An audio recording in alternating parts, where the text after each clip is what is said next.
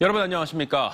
최근 부여에서 기록적인 폭우로 인명피해와 460헥타르가 넘는 농지가 물에 잠기는 등 큰 피해가 발생했는데요. 막막한 피해민들을 돕기 위한 복구 작업이 시작되고 있는 가운데 충청인들의 따뜻한 이웃사랑이 모아지고 있습니다. 매일 500명 이상의 자원봉사자들이 부여를 찾고 한 식당에선 이재민과 봉사자들에게 무료로 식사를 제공하는 등 온정이 이어지고 있습니다. 오늘 첫 소식, 기획보도 착한 사회, 이수복 기자의 보도입니다. 시간당 110mm 넘는 폭우로 쑥대밭이 된 부여군 은산면의 한 포도농장입니다.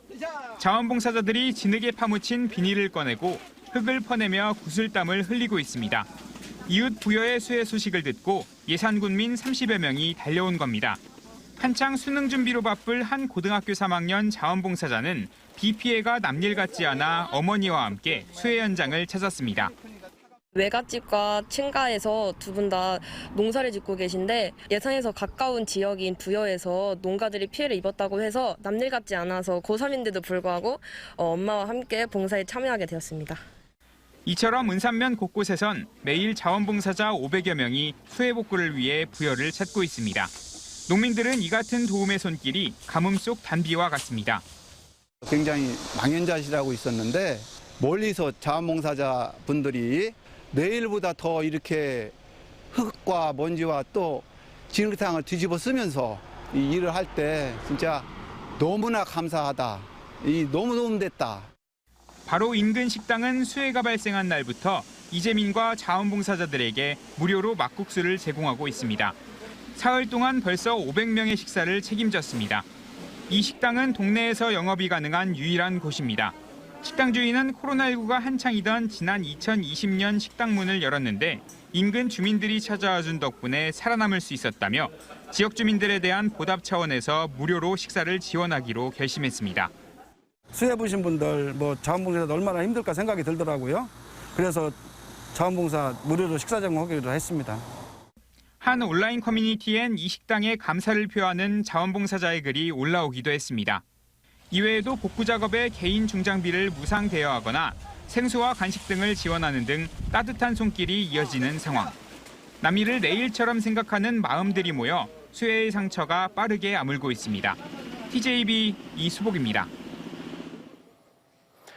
윤석열 대통령이 취임 100일 기자회견에서 우주산업 클러스터 조성 대상지로 대전을 포함시켰습니다. 윤 대통령은 모두 발언을 통해 세계 7대 우주 강국, 우주 경제 비전을 언급하며 이를 위해 대전의 연구 인재 개발, 전남의 발사체 산업, 경남의 위성 산업 등 삼각 체제를 구축해 미국 항공우주국을 모델로 한 우주항공청을 설립하겠다는 계획을 밝혔습니다. 당초 과기정통부가 전남과 경남 등 2개 지역만 우주산업 클러스터로 지정하려 하자 지역에 거센 반발을 불렀고 대전시가 설득 작업을 벌였습니다. 윤 대통령의 연설 내용이 전해지면서 여름 휴가 중이던 이장우 대전시장도 업무에 복귀해 우주산업 클러스터 조성을 위한 유유부지를 살펴보고 대덕 특군의 사용 가능한 인프라를 점검하는 등 고무된 반응을 보였습니다. 과기정통부가 다음 달 우주산업 클러스터 대상지를 공식 발표할 예정인 가운데 이 시장은 우주산업의 핵심이 연구 개발인 만큼 결국 대전으로 다 모인다며 기대감을 나타냈습니다. 대전이 우주산업 클러스터 연구 개발 분야에 사실상 확정됐다는 낭보에 이어서 대전의 우주항공 연구개발 인프라를 다시금 전 세계에 알린 소식을 전해드립니다. 세계 최초로 온 하늘을 찍어 우주의 3차원 지도를 만들 우주망원경을 현재 미국 항공우주국 나사에서 개발하고 있는데요. 천문연구원이 해외 협력기관으로는 유일하게 이 프로젝트에 참여해 성능 검증을 할 수 있는 장치를 개발했습니다. 장서영 기자의 보도입니다. 미 항공우주국 나사가 3천억 원을 들여 개발 중인 적외선 우주망원경 스피어-X입니다. 2025년 4월 우주로 쏘아 올릴 예정으로 최대 78억 광년의 거리까지 관찰할 수 있는데 2년 6개월 동안 102개의 파장, 색깔로 온 하늘을 촬영하게 됩니다. 세계 최초로 우주의 3차원 공간 지도를 만들어 우주의 기원과 생명체가 존재할 수 있는 행성계를 탐색하는 게 목표입니다. 천문연구원이 스피어X를 쏘아 올리기 전 지상에서 우주와 같은 환경을 구현해 정밀하게 성능을 검증할 수 있는 장비를 개발했습니다. 극저온 진공 챔버로 영하 220도 이하의 극저온 진공 상태에서 적외선 망원경이 작동하는 환경을 그대로 구현했습니다. 저희 진공 챔버에 넣고 그리고 초점면 정렬과 그리고 파장 보정을 통해서 이 오차를 거의 0으로 만들어 놔야 됩니다. 그래야지 우주에 나갔을 때 선명한 영상과 그리고 파장 정보를 얻을 수가 있게 됩니다. 스피어X 개발 프로젝트에는 나사와 미국 캘리포니아 공과대학 등 12개 기관이 참여했는데 천문연은 이 가운데 유일한 국제협력 기관입니다. 이미 지난 6월 나사로 이송해 설치를 완료했으며 내년 상반기 공동으로 망원경 광학 성능 검증 시험을 진행하게 됩니다. 이후 관측 자료를 분석하고 소프트웨어 개발 등 핵심 연구에 참여할 예정입니다. 모든 자료에 대해서는 저희가 사용권을 얻게 되고 나중에 공개를 할 수 있는 자료 권한이 생기게 됩니다. 그래서 이런 것을 가지고 저희 한국천문학계뿐만 아니라 전 세계 천문학자들 같이 공동 연구를 할 수 있고 연구원은 우주 관측 분야를 선도할 핵심 기술을 확보했다며 앞으로 세계 유수의 연구기관과 협업을 확대할 계획입니다. TJB 장석영입니다. 겸재 정선의 산수도를 비롯한 회화와 도자기, 공예 등 해외에 있던 유물들이 세종시에 무상 기증됐습니다. 재미교포 40살 김대영 씨는 겸재의 선면 산수도와 심전 안중식의 화조 영모도 10폭 병풍, 운보 김기창의 판화 등 해화 144점과 도자기 113점, 공예 등 324점의 유물을 세종시에 기증했으며 이 유물들은 지난달 미국에서 이송돼 세종시립민속박물관 수장고에 보관 중입니다. 김 씨는 애초 고향인 서울에 소장품을 기증하려 했지만 대한민국 행정수도에 기증해 전시하는 게 좋지 않겠냐는 세종시의 설득을 받아들였습니다. 세종시는 선면 산수도를 지정문화재로 지정하는 방안을 추진하는 한편 등록 보존 처리 이후 특별 전시를 준비하고 있습니다. 국가 균형 발전을 위한 행정수도 완성 시민연대는 더불어민주당 김영배 의원이 법무부와 여성가족부를 세종시로 이전하는 내용을 담은 행정도시특별법 개정안을 대표 발의한 것과 관련해 적극 환영한다고 밝혔습니다. 시민연대는 정부 부처 이전 등을 수행하는 행안부까지 세종으로 이전한 마당에 법무부와 여성가족부가 서울에 잔류할 이유가 없다며 여야 합의로 국회 세종의사당과 대통령 세종집무실 건립이 추진되고 있는 만큼 법무부, 여가부의 이전도 신속히 추진되기 바란다고 강조했습니다. 야구를 좋아하는 지역민들에게 프로야구 하나이글스와 함께 사랑받는 고교 야구팀이 있죠. 바로 한대와 구대성, 정민철 등 기라성 같은 선수들을 배출하며 한때 고교 야구계를 평정했던 대전고 야구부인데요. 무려 28년 만에 대통령배 고교 야구대회를 재패하면서 야구 명가의 재건을 알렸습니다.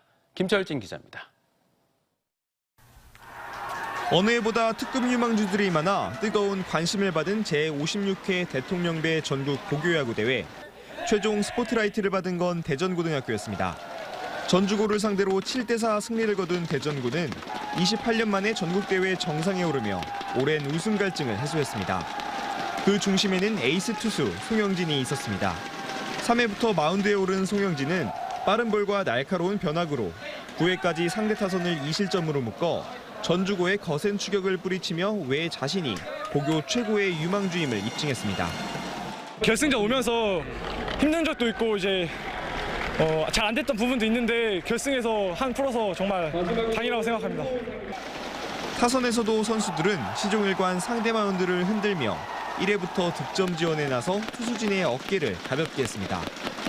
구대성과 정민철 등 전설과 같은 선수들로 90년대 전국야구대회를 호령했던 대전고였지만 지난 94년 대통령배 우승 이후 정상과 멀어지며 야구 명가의 이름은 과거 속에 머물렀습니다.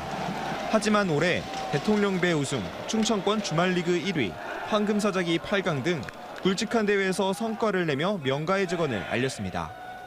정말 선수들이 하고자 하는 그 의지가 너무 대단했어요.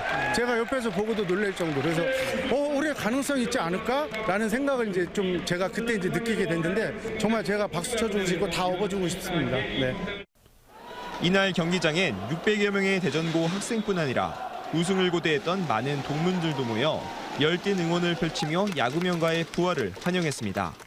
오랫동안 그 중부권의 그 명문인 대전고등학교 야구부가 다시 한번 전국대회에서 우승을 하게 돼서 다시 전통을 찾고 부활의 그 신호탄을 쏘게 됐습니다. 최우수 선수당의 6할 8푼 8리로 맹타를 휘둘러 타격 3관왕에 오른 박성준이 차지한 가운데 공황대기 등 남은 메이저 대회에서도 대전고가 좋은 성적을 거둘지 주목됩니다. TJB 김철진입니다. 오늘 새벽 5시 10분쯤 태안군 소원면 가대암 인근 해상에서 24톤급 어선과 9,000톤급 대형 화물선이 충돌해 어선이 전복됐습니다. 어선에 타고 있던 선원 11명은 대형 화물선에 다행히 구조돼 인명피해는 없었고 기름 유출 등 추가 피해도 발생하지 않았습니다. 태안해경은 선원들을 상대로 정확한 사고 원인을 조사하는 한편 인근 해역을 지나는 선박에 2차 사고가 없도록 안전조치를 실시하고 있습니다. 대전시가 적재물 안전조치를 제대로 하지 않고 운행하는 사업용 화물차 등을 신고할 경우 한 건당 10만 원, 1인당 연간 최대 100만 원의 보상금을 지급합니다. 시는 화물차 적재 불량으로 인한 각종 사고를 막기 위해 시민주도 참여형 포상금제를 확대하기로 했다며 많은 신고를 당부했습니다. 또 차량 견인업자의 금품 부정수수나 유가보조금 부정수령은 20만 원, 운송사업자의 직접 운송 의무 위반은 15만 원, 자가용 화물차 유상 운송 신고도 10만 원의 보상금을 받을 수 있습니다. 교사들에게는 매달 교원 연구비가 지급되는데 초중등 또 직급별로 제각각이라 차별과 위화감 논란이 많았습니다. 충남교육청이 지난해 전국 최초로 통일에 지급했는데요. 정부가 원상회복하라고 명령해서 갈등이 생겼습니다. 전국 교육계가 주목하는 가운데 충남교육청이 어떤 대답을 내놓을지 주목됩니다. 강진원 기자입니다. 교사들에게는 연구활동 장려를 위해 매달 시도교육청 예산으로 교원 연구비가 지급됩니다. 하지만 지급 기준이 모호합니다. 최저 5만 5천 원에서 7만 5천 원인 가운데 교장의 경우 유초등이 7만 5천 원, 중등은 6만 원이며 5년 이상 교사는 유초등 5만 5천 원, 중등은 6만 원으로 체계도 일관성도 없습니다. 교육 현장에서는 2만 원을 놓고 차별과 위화감이 생겨서는 안 된다며 균등 지급을 요구하는 의견이 그동안 본물을 이뤘습니다. 충남교육청은 이렇게 교원 연구비를 차등 지급하는 것은 불합리하다고 판단했습니다. 이에 따라 교원단체와의 단체 협약을 통해 전국 최초로 균등 지급을 결정해 운영해왔습니다. 충남교육청은 가장 높은 단가인 7만 5천 원으로 통일해 전 교원에 지급하면서 전국 교육계의 호평을 받았습니다. 그러자 1년 만에 교육부가 반격에 나섰습니다. 타 시도와의 형평성을 들어 차등 지급이라는 원래 규정대로 회복하라고 명령한 겁니다. 근거는 교원지휘법 시행령, 교육연구비의 지원 기준과 방법 등은 교육감이 교육부 장관과 협의해 정한다는 것으로 협의라는 문구를 승인으로 해석한 겁니다. 교육부는 공문에서 19일까지 이행계획을 내지 않을 경우 관련 법령에 따라 조치하겠다고 엄포를 놨습니다. 그러자 전 교조는 1인 시위를 통해 교육부 압력에 굴하지 말라며 김지철 교육감을 압박하고 나섰습니다. 교장 선생님이라고 더 연구해야 되고 아니면 5년차 이하, 5년차 이상이라고 해서 덜 하고 뭐 이런 게 아니잖아요. 아이들을 잘 가르치기 위한 연구 활동을 더 충실하게 하기 위해서는 이거는 차등할 필요가 없는 돈이라고 생각하는 거고. 또 같은 고민 중인 타시도 교육청들도 이번 사태를 주목하는 가운데 충남의 대응에 따라 각자의 입장을 정리할 것으로 보입니다. 충남교육청은 일단 고심하면서도 균등 지급을 고수하기로 내부 방침을 정리한 상태입니다. 교원 연구비 규정을 좀 전향적으로 교육부에서 검토해서 우리 현장 선생님들이 연구 활동에 전념할 수 있도록 했으면 좋겠습니다. 한편 전국 시도교육감협의회는 교육연구비를 균등 지급토록 관련 규정을 개정해 줄 것을 정부에 요청해 충남교육청에 힘을 실어줬습니다. TJB 강진원입니다. 대전과 세종, 충남의 코로나19 신규 확진자는 전날보다 2배 가까이 증가한 15,267명으로 4개월여 만에 최고치를 기록했습니다. 대전에선 전날보다 3,200여 명 늘어 6,177명이 세종과 충남에서도 2배 넘게 증가해 1,548명과 7,542명이 확진됐습니다. 사망자도 늘어 대전에서 2명, 충남에서 4명이 발생해 어제 하루 지역에서 6명이 치료 중 사망했습니다. 대전시가 지역화폐 온통대전을 운영하면서 하나은행으로부터 10억 가까운 이자 수입을 받지 않은 사실이 감사원 감사에 적발됐습니다.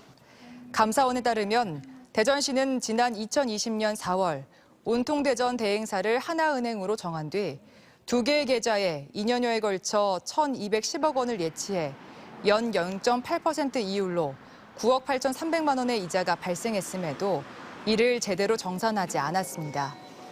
대전시는 하나은행 측이 은행 내부 세칙에 따라 이자 수입이 발생하지 않는다고 통보해 이의 제기를 하지 않았다며 하나은행과 협의해 예치금에 대한 이자 수입을 정산하는 방안을 마련하겠다고 밝혔습니다.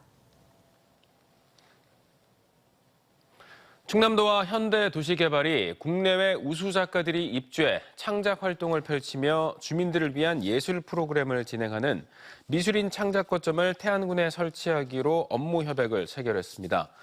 내년 8월 천수만 비지구에 들어서는 미술인 창작거점은 현대도시개발이 건립비용 40억 2천만 원을 부담해 설치하고 충남도가 20년간 무상 임대해 운영하게 됩니다. 이곳에서는 매년 10명의 입주 작가를 선정해 스튜디오 10개 동과 전시동, 공방 등을 활용해 다양한 작품 활동과 교육, 전시 활동을 펼칠 예정입니다. 어젯밤 11시 15분쯤 세종시 방곡동의 한 주유소 앞에서 승용차 2대가 정면으로 충돌했습니다. 사고가 난 뒤 운전자들이 모두 자력으로 탈출해 다친 사람은 없었지만 사고 충격으로 차량 한 대에서 불이 나 소방서 추산 2천여만 원의 재산 피해가 났습니다.